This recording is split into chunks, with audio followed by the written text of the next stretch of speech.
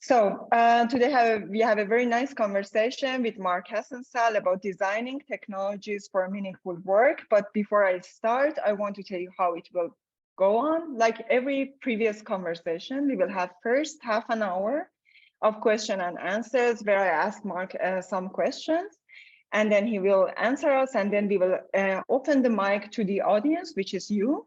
And you will ask questions, and before that you could also write in your questions in the chat in the Zoom, and or just simply raise your virtual or real hands, and I try to catch you, like see you whose hands is up, and call you to unmute yourself and ask your questions. Before that, I would like to thank some people who are making these conversations happen on a weekly basis. First of all, I would like to thank the other technical program chairs, Max Wilson, Navina Karusala, Toby Lee, and Erin Soloway. Also our student volunteers, Alberta Ansa, who is here and is helping me really much. Thank you, Alberta, for being there. And Isabel Monos and Nabil CH, who is also there, and thank you. And we also have a sponsor for these conversations, which is National Science Foundation. They are partially funding these events. So our guest today is Marc Hassenzahl. I know Marc since many years, 5-6 years myself, and I've been working with him since 2019. And I'm really happy that he made it today here. Many of you might already know him with his name on his research on experience design. And Marc Hassenzahl is currently a professor for ubiquitous design in the Department of Business Computing, which is HCI, in the University of Siegen in Germany. He is a trained psychologist with a doctoral degree in decision making. With his group of designers and psychologists, he explores the theory and practice of designing meaningful and transforming interactive technologies, for example, in the context of behavioral change. But today, I made a very short bio. I just read through a very short bio of Marc, but if you want to go through his bio, it's very, very long. So go to his Google Scholar and you can see what he has done in the last years. He has been the co-author and author of several books and book chapters and publications. But I just go to the conversation now. Today we are at CHIWORK, and I invited Marc to talk about his work on designing technologies for meaningful work. So welcome, Marc. Hi, thank you for having me, Shadan. And I still try to figure out whether having a CV means that I'm old. Is it a nice way to say that I'm an old guy? So, okay, think about it. Thank you very much. You're welcome, and thanks for I'm happy to be there. Great. So I just get started.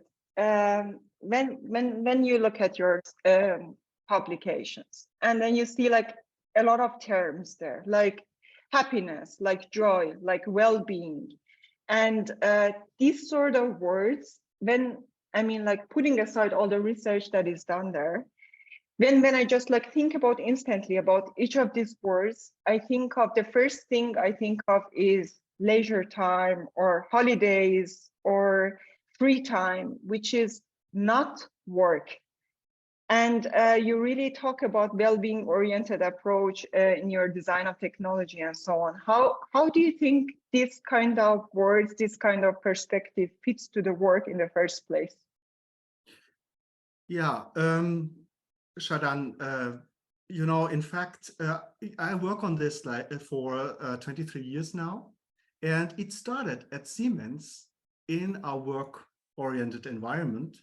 I mean, at that time, some might know this. I was researching something called hedonic quality as a let's say complement to pragmatic qualities, and that all happened in a highly work-related context, and already had like you know, ideas about that yeah, maybe novelty and more things to do. empowering people could be an important part of this kind of design, and not only making everything more effective and more efficient. Not saying that effective work is not necessary, but and basically it actually happened like this. That was the origin of it. I always like to tell that story. So I came to this department as a young human factors usability expert, and I met there many people, many interesting people, and one of them was Axel Platz, who was actually a designer, and he challenged me. I think in the first months, he challenged me and said, "Yeah, it's all well with your cognitive psychology perspective on it, but what's about these wonderful, beautiful interfaces? Aren't there any more qualities or other aspects that are important?" And that's when we started with this first model of pragmatic and hedonic qualities and the research around that. And since then, yeah, as you know, I try to make it into a more broader and more well-being oriented research. And along that line, many people always asked me, I mean, that's good for free time or for consumer products and so on, but it's not really for work. And I always like to answer that normally we spend a lot of time with work, so why not also feeling well in that time, and why not also designing technologies that are positive and create positive experiences in that time.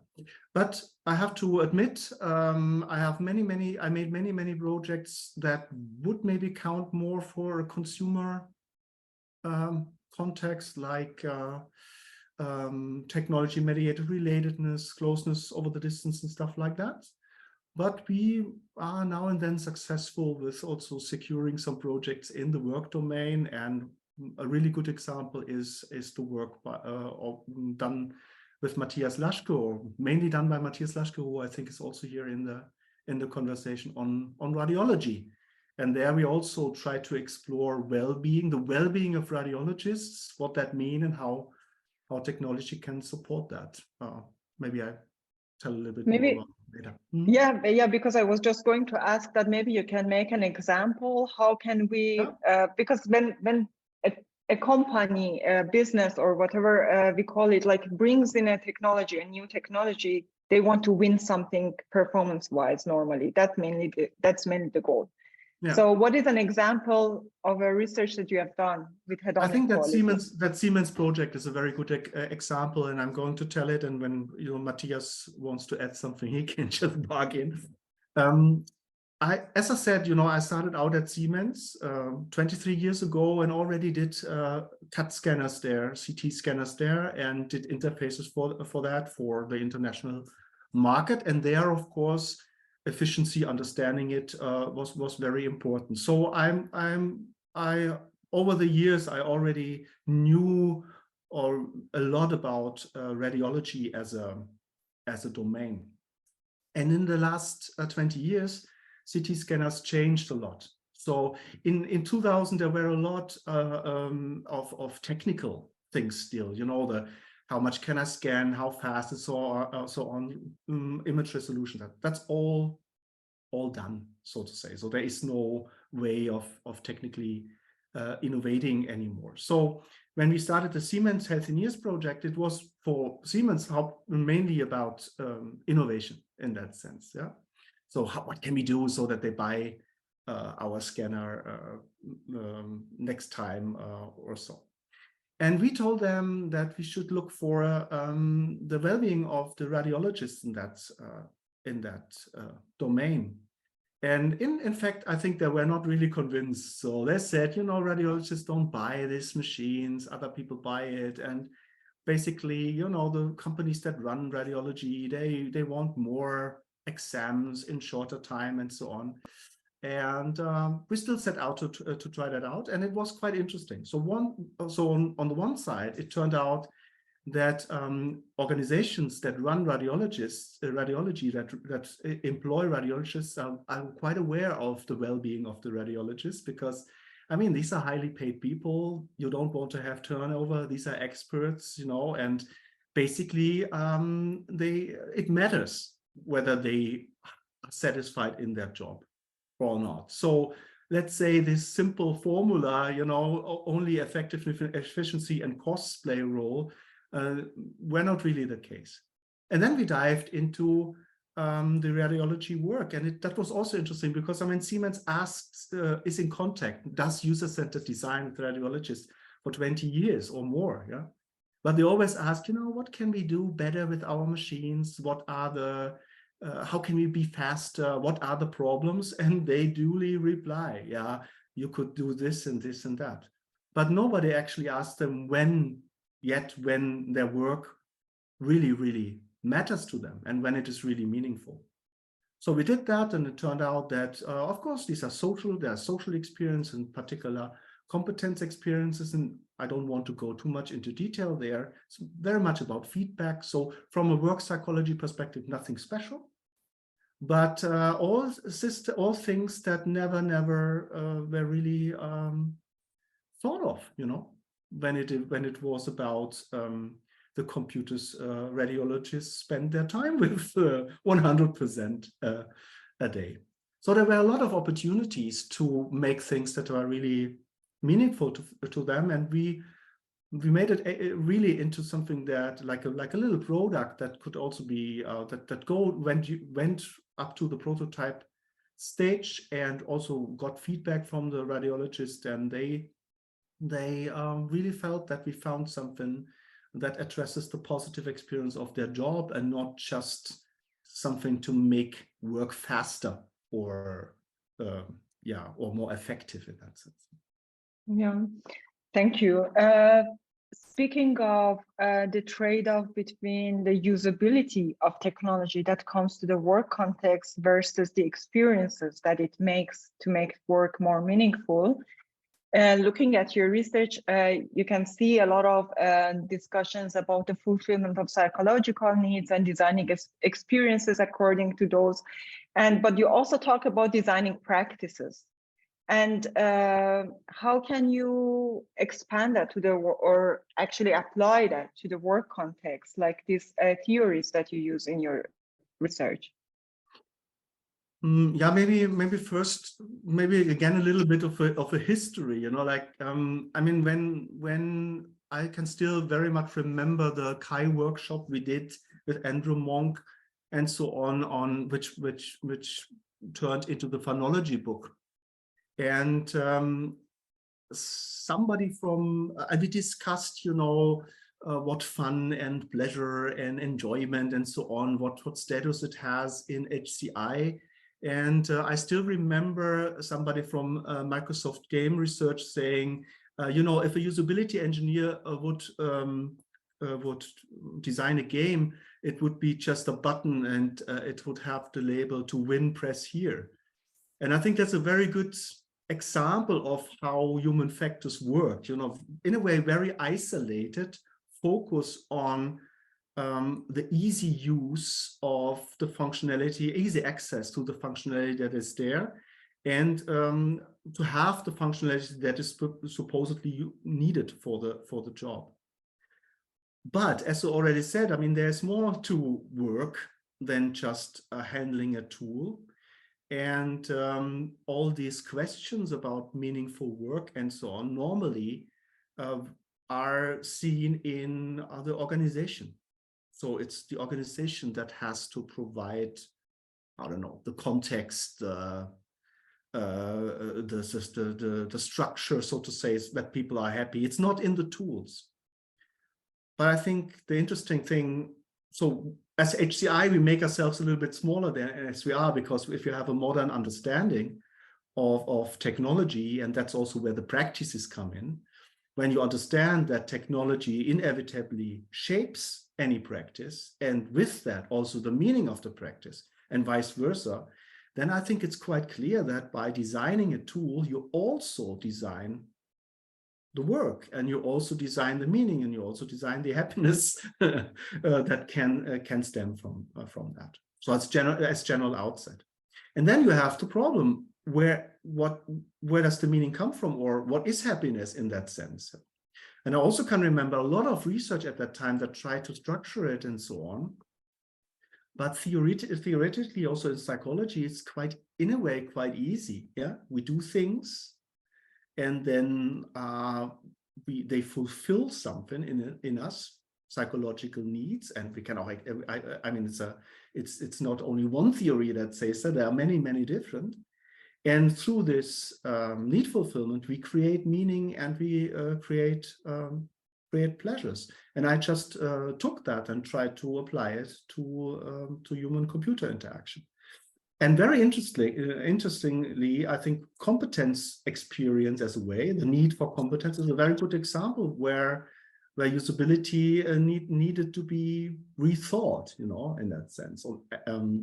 Because in a way, yeah, making a piano automatic makes piano playing futile. Yeah, if you would argue, hey, it's really hard and complicated to play the piano, so let's make a better interface. Then of course you somebody missed the point of piano playing. On the other hand, there are people that are not so gifted with piano playing, like me, for example. They like a little bit of support. And you know, like walking this fine line between supporting people with their tasks, but not taking away feelings of competence, understanding where the competence comes from, is to my mind the key to it. And that's not done by simply having a cognitive human factors model of, you know, task achievement or goal achievement. And maybe a last word to that, and that's only competence. If you know, as I already said, I did a lot of work in technology-mediated intimacy and so on. So if it is about relatedness and about, for example, connecting close couples through ways beyond video conferencing or so, for example, it's quite obvious that efficiency is not really the key. You know, like you don't want to necessarily have the most efficient way to express your love to the other person, because it also devalues it. And again, in a way, relatedness creates a set of practices. For example, that you need take a little bit time in that conversation, that you need to acknowledge the other person, that you have to show value to the other person. That's not done by, you know, like by communicating as efficient as possible with someone. So every need has its requirements, and we can take that up through function, through interaction design, and so on. Yeah. Sure. Nice. I have a relevant question to that, but before I ask my question, I want to remind everybody to also type in your questions, maybe in the chat box. So once I'm finished, we can start calling you, and then like you can also have the chance to ask your questions. Speaking of making a piano automatic, in the future, so we are at CHIWORK, and in these conversations, we talk a lot about future of work and how things will be in the future. So we know that technologies are changing and they are becoming more automated, more proactive, more intelligent, more with higher agency and so on. And that also is coming to the work domain, of course. How do you see that changing work practices and also the perception of meaningfulness in the future of work? Mm. Yeah, there are kind of at least two answers to that. Let's start with the more negative. So I think from the work I've done in the last 20 years, automating things is always bad for a positive experience. So it always takes away, or let's put it differently. I mean, need fulfillment is made through action. So there needs to be a little bit of agency so that I can attribute whatever the outcome of my action is to an experience. So if, for example, I want to feel competent, I need to feel at least a little bit responsible for what happened. Yeah, and if it is made very, very easy for me, then maybe the feeling will not be that strong. And this can happen with many other needs as well. So if you think of the different needs, let's take autonomy. Every autonomous system I have to work with, I have to coordinate with, I have to share autonomy with, and I have to negotiate autonomy with. So let's take the example of a lawnmower robot. Even if the lawnmower robot mows my lawn, when I'm in the garden and want to do something else, I have to coordinate with this thing. And in a way that, again, restricts my autonomy in a certain way. Yeah, it helps me, but it also has impact on autonomy. And of course, if the robot mows the lawn, I didn't do it, so I cannot be proud of having a well-manicured lawn anymore. I can be proud of owning the robot that has that, but I guess that's a very, very different feeling. And with relatedness and stimulation and popularity, it's the same. So from this perspective, automation is always a problem because it has a certain chance to take the experience away. We did these studies with coffee makers where we really experimentally asked people to make cups of coffee, one with a Senseo pad coffee maker and the other with like an espresso, like an Italian espresso maker, and grinding the beans, and which is also tools. Yeah, it's also machines. It's just not the idea that it's fully automatic, but it's something that you more elaborately interact with. And we, of course, the result had been clear. So competence experience, stimulation experience was much higher when you did it quasi manually. That all was reduced. People enjoyed the process and the outcome. In automation, people only enjoyed the outcome, meaning the cup of coffee. And the interesting thing was, I mean, in this manually thing, there were positive and negative experiences. Negative experience had been all to do with the process, with usability and so on. And of course, in the other condition, it was just time, impatience. Yeah. So in a way, now we have our coffee, but in this process, we got rid of a very nice practice we could have meaning from. And the same with parking, with shopping, and so on and so on. So that's the negative point of it. And people now would say, I mean, I also don't like to wash dishes, so it's great that the machine is doing it, but still I have to fill this time with something that is also meaningful to me. So there must be a technology that doesn't take anything away from me. So from a positive perspective, I think that's also a chance, because if we, for example, you know, a classic method is hierarchical task analysis. I guess many people do it here in the conversation. So you have a very fine-grained hierarchical model of tasks. And we did studies, we do that as well, but we add something where we try to find out which part of the model creates the meaning. So if I would take that away, is that, let's say I have a very nice model of a certain way of making coffee, and then we, in a way, ask, if I take that away, is it still meaningful to you? And of course, there is a lot of stuff you don't really need or want. Cleaning up, I don't know, many things. There are many activities around making coffee that are not very, how shall I say, enjoyable. But then there are always things that define the core of it. So for example, if you make coffee and the fun of it is being competent, a good coffee maker, then of course you want to control the powder and so on. Yeah. So every activity that has something to do with this is very important to you. Cleaning up, not necessarily. If you cook, if you make coffee for other people's, it's again a little bit different. So if we kind of know what's meaningful in activities, we can very focusedly automate these things away we don't feel important and give room to the stuff we find important. And then maybe automation can be even very, very helpful in that sense.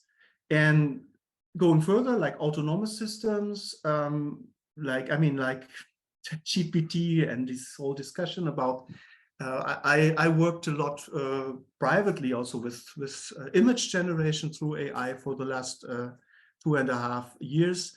I mean, we need to really, really completely redefine the relationship between these kind of tools and us humans, and that can be designed to my mind. So, you know, in the old way, ages, we always talked about direct manipulation.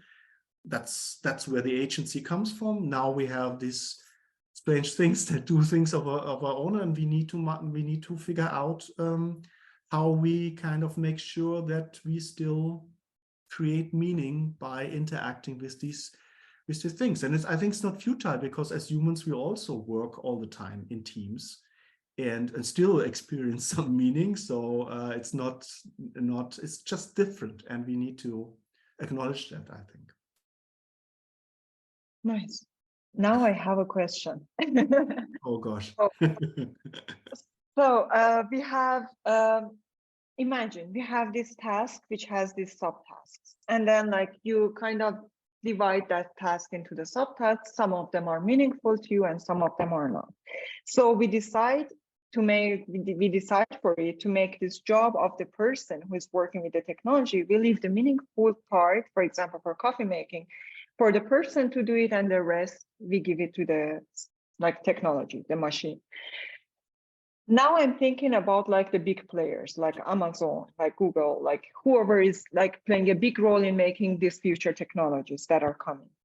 And of course, they are not going mostly for what is meaningful to people, but it's like what is more efficient, what is basically selling better, what is like giving the highest level of output. And that mostly leaves us with these leftover allocations, meaning that like the machine does most of the things that it can do, and whatever they cannot do, they just put it on our desk.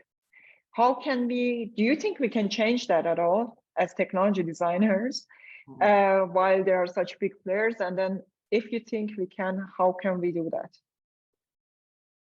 Okay. There's again, like a more conventional answer and maybe a more philosophical. Let me start with the conventional. I mean, let's take again the radiologist example. So there is some research, and there is like maybe general understanding that people that are satisfied with their work and find it meaningful maybe also work better in many, many ways. So either they are more productive, or maybe they are more loyal, not that much turnover. They are less ill and more healthy. So I think there is like a direct link between caring about tools and machines and equipment that takes the people that have to work with it seriously and trying to create a good job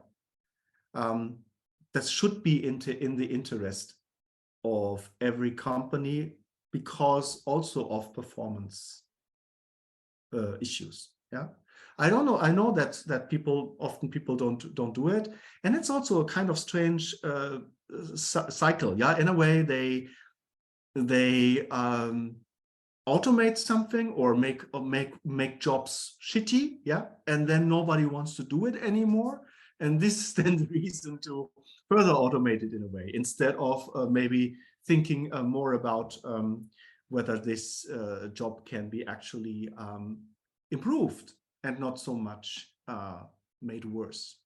And that's maybe the second point, which is a little bit more philosophically and has of course something to do with economics. I mean, in the first thing I said, we have a chance as technology designer. Yeah. So if you really take seriously that every technology we design embodies policies and world and an understanding of the world, and a lot of implicit assumptions.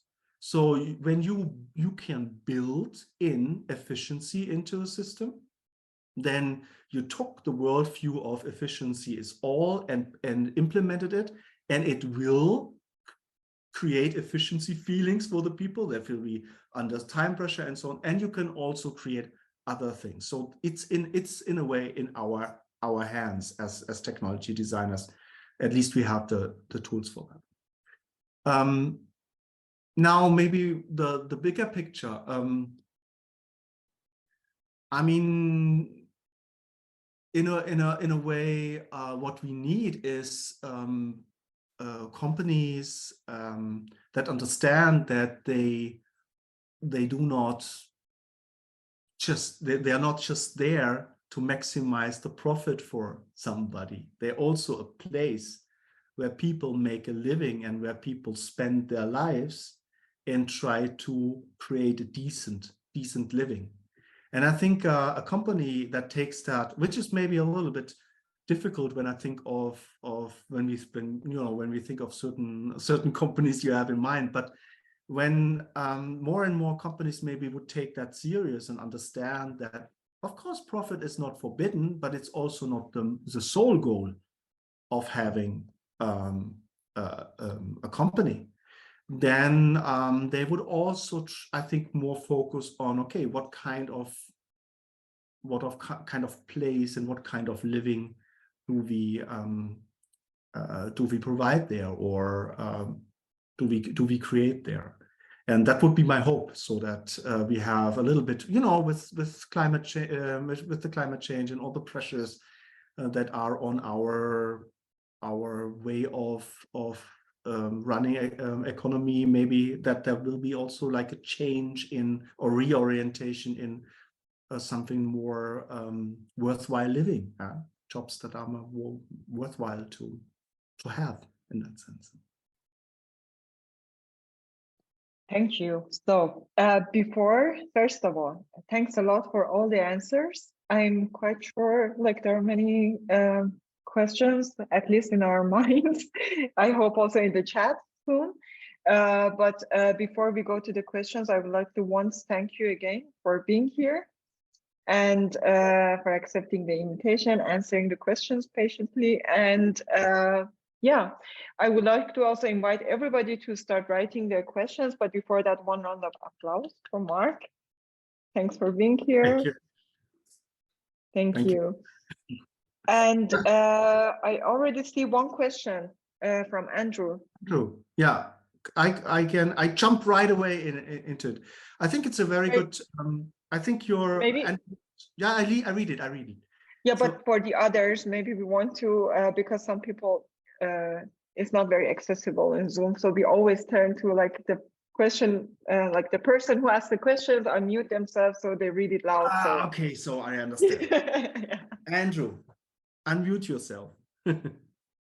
No, thank you. This was a lot of fun. Thanks for this conversation, and I really enjoyed the last interaction, exchange. But I'm also curious if there is a way to, if automation is something that shows up in your job, what is your perception and where do you find the meaning in your job? And maybe it's someplace else there where you might not have been looking before, and you might not have thought about all the different ways you're contributing. So perhaps, truck drivers are perfectly aware of this, but I wasn't aware of, yes, the truck driver is a person who drives their truck, but there is this, at least in the US, there's this whole portion of their jobs, which is just getting customers and, basically the human relations of how they support their communities and getting goods from one place to another. So I'm curious if there is a way that HCI can support people in this way, pointing out and making sure that they understand the different ways that they contribute to a job. Mm-hmm. Yeah, I think it's a very good example of how I would actually envision it. So as I said, I'm not against automation in that sense, but I would say that it is our responsibility to provide also then the alternatives and to discuss that. And of course, you're right. If somebody comes to you and says, "Hey, here we have this automated system, make it automatic, automatic trucks," then we tend to think of it as an interface control problem of automating trucks, because we don't feel that it's our area now to think about what the driver is doing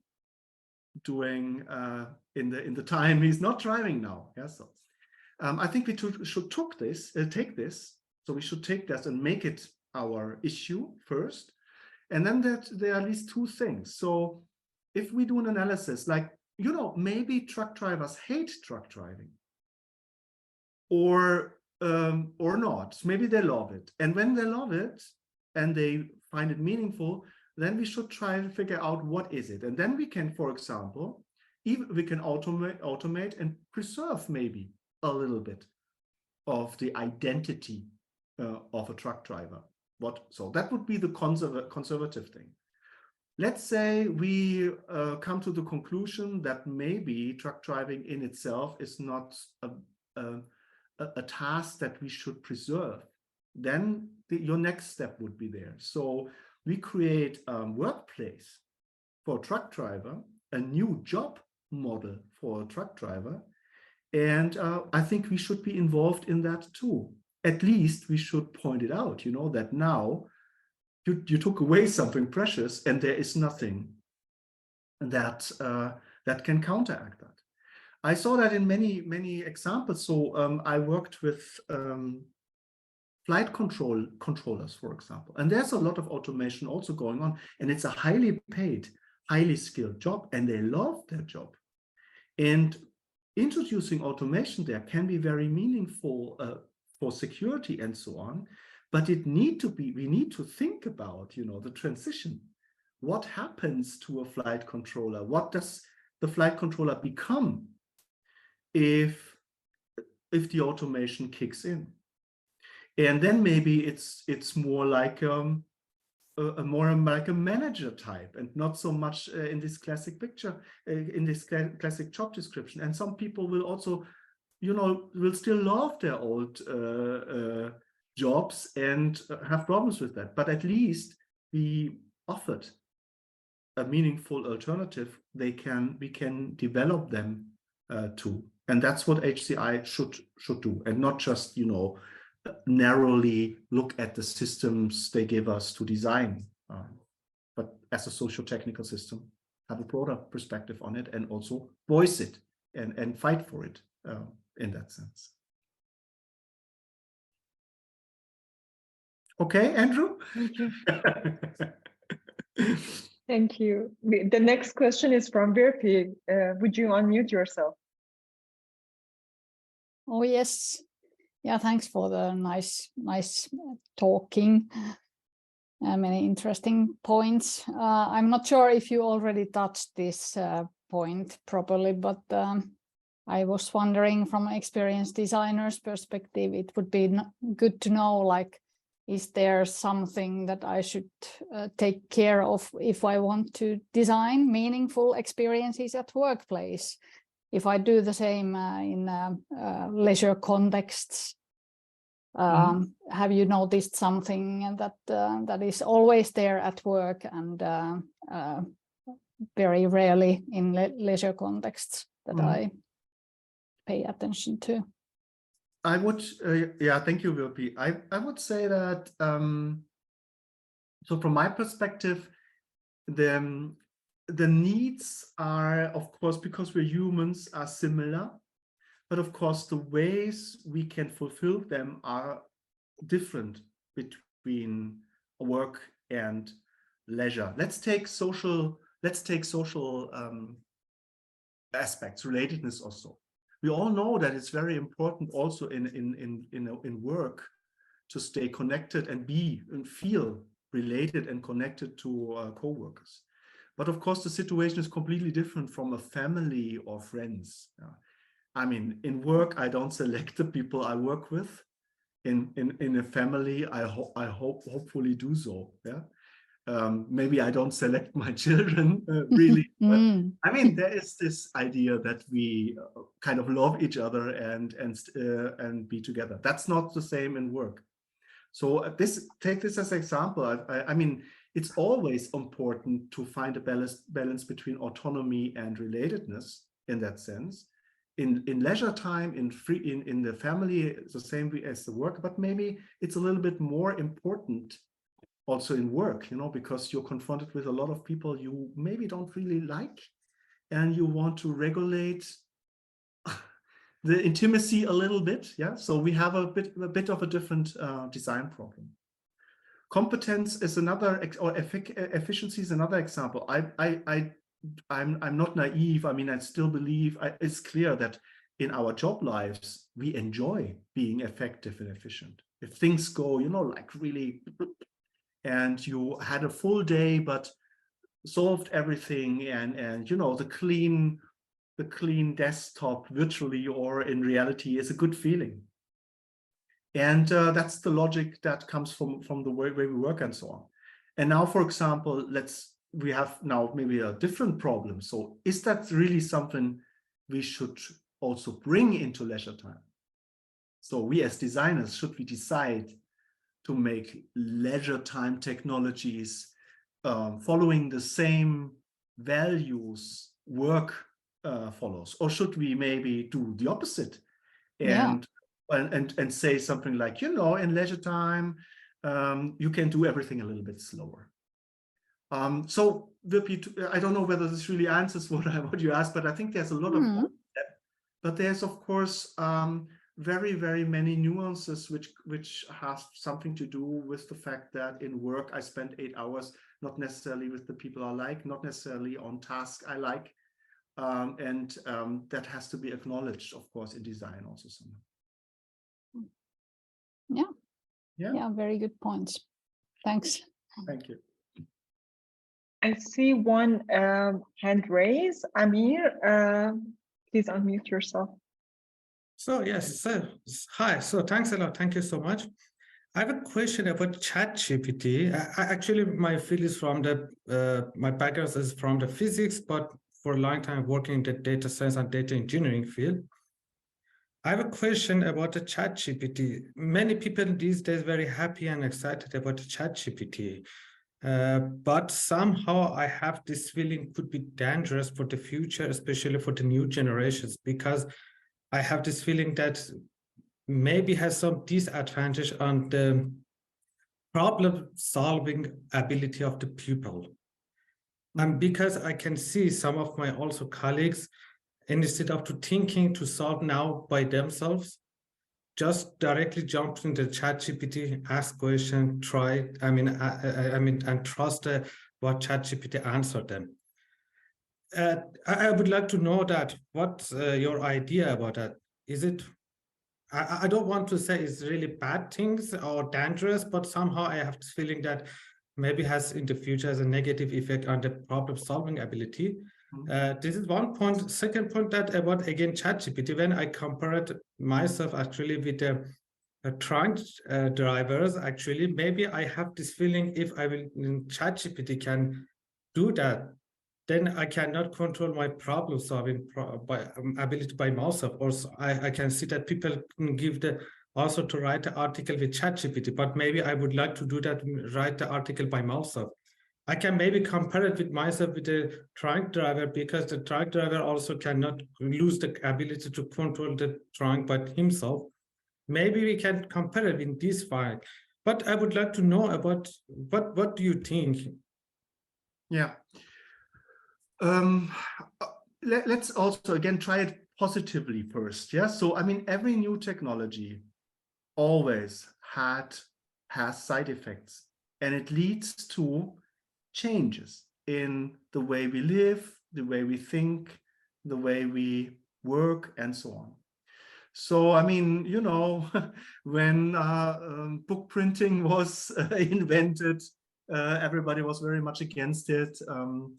And I think we can go through all new technologies, and they always have an effect. You have GPS, and then suddenly people can't read maps anymore, and so on and so on. And de-skilling in a certain way is clear. It's always going to happen, because if you have a tool that takes away something you normally do, then it's of course you lose the ability to do that. But on the other hand, so I think there are two things that we can highlight. So first of all, my experience is that when you do things automatically, it doesn't necessarily mean that it is the same experience and the same thing even than when you do it manually in that sense. It sounds a little bit abstract. Let's take, when in the pandemic, I took up to play chess again. So I bought a little old chess computer from the 90s, with a sensor, like a Mephisto sensor thing, because I really like that. And then I played with it. And it's, of course, it plays chess, but it plays totally different compared to human. And it's also not so much fun, because you cannot, in that way, you cannot trick it. Yeah. So, I mean, when you play against a human opponent, then there is these, you can make faults, it's different. It's a real challenge, but this is just mathematics in that sense. So although it looks as if it is the same, so ChatGPT writes something, the chess computer plays chess, it's not necessarily of the same quality in that sense. And I think that's like, that could be also happening here. Yeah. So, people now try it out and it will be better and better. You see it with the image things like Stable Diffusion or so, or Midjourney or so, all these algorithms. And they produce great graphics. But still, I think, they will be used in an efficient way of, I don't know, to have packed pictures on blogs, but still people will understand and see that it is not the same, maybe compared to real photo. So that's why I'm a little bit more optimistic there in that sense. And then the last thing to that, I think that's why this focus on a meaning experience is so important. You can now use ChatGPT to automate all the things you don't like to do. You can also try to make now a career as a researcher, also you cannot write papers, which would have been impossible before. So there are a lot of empowerment in a way as well. On the other hand, you also will always understand that it was not you who wrote it. In that sense, I have now a lot of PhD students and I don't write that many papers alone. So basically I'm a kind of ChatGPT, and they write something and we edit together in cooperation, but it's not the same as I would write it. And it's also not the same fulfillment as if you have complete, as you said, complete control over the process. And I don't think that because we're humans, this won't go away. So people will use this thing in many different ways. They will lose skills, it's clear, but there will always also be people that understand that, hey, I cheated in a way, and there will be countermeasures around that. So I'm not that pessimistic. I think it's yet another technology that will be in a way assimilated in our space. Not saying that every future we have is similarly nice. Yeah. So we kind of adopted the car. Now it's a big problem, and so on. It's not. I'm not saying that it will always turn out wonderful, but we find ways of creating meaning around these things in many different ways. Thank you. Thank you for all the audience who asked questions, and thanks again, Marc. We have reached the minutes already of the recorded session, part of the session. We will stop recording now, but before that, one more round of thank you to Marc and the audience. So thank you.